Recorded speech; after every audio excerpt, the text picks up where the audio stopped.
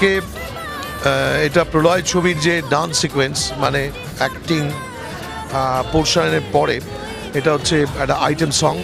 পূজা সে item girl, আমি item বয়, আমার ভাই এটা হচ্ছে রুদ্রনীল ঘোষ এই প্রলয় ছবিতে যে চরিত্রে অভিনয় করছে, শাশ্বত যে ডিটেকটিভ, এবং পরান্দা। আমাদের খুব আনন্দ হয়েছে, গ্রামে ইলেকট্রিসিটি এসছে, তারপরে আমরা একটা নাচের বন্দোবস্ত করেছি। সেইটার সিকোয়েন্স, সেই আইটেম সংটার শুটিং এই 3 দিন ধরে হচ্ছিল। ভুল কথা বলছে, এটা ইলেকট্রিসিটি আসেনি না, তোমার ভাই ছাড়া পেয়েছে ইয়ে থেকে।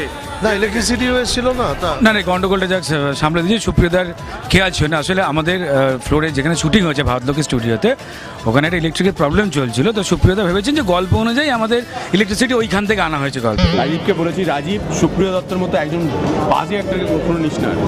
তোর ওখানে ডেট দিয়েছে, আমার এখানে ডেট দিয়েছে, রাইটার বিল্ডিও ডেট দিয়েছে। আর এই রাজ আর রাজীব নিয়ে যা রাজনীতি চলছে এখানে বলার কথা না।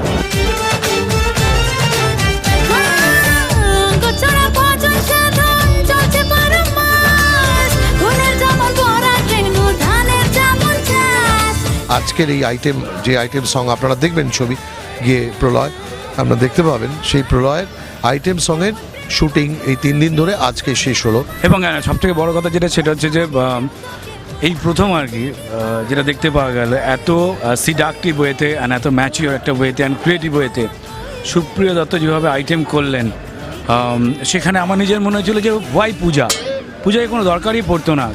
মানে এই যে লাচক, সেখানে পূজা পর্যন্ত আমি জানি যে বাইরে খবর রয়েছে যে পূজা রাজ চক্রবর্তীকে বলেছে যে পরের যে ছবিগুলো রয়েছে একটু তোমার সঙ্গে কথা বলে দিতে, যে রিয়েলি ডান্স স্টেপগুলো কী হয় সেটা তোমার থেকে পূজা নাকি জানবে। আমি 3 দিন ধরে নাচ করে খুব ক্লান্ত হয়ে গেছি, সেজন্য আমাকে একদম মানে স্ট্রেস বাস্টার দিচ্ছে সুপ্রিয়দা আর রুদ্রনীল।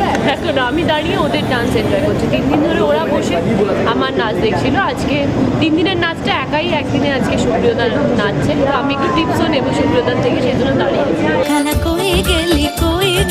কই গেলি দেখা দিতে আয়, ডুবেছে রাই প্রেম যমুনায়। কালা কই গেলি দেখা দিতে আয়।